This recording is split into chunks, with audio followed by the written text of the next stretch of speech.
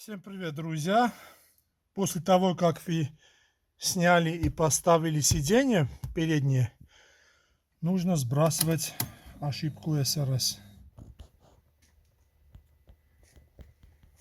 Будем сбрасывать вот через OpenPort и через программу X-Centre. Так, заходите в блоки управления.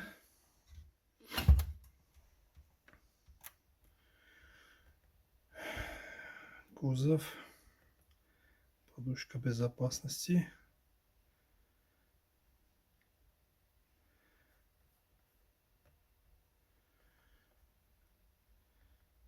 Коды неисправности. Вот. Сохраненные. И удаляем. И удаляем.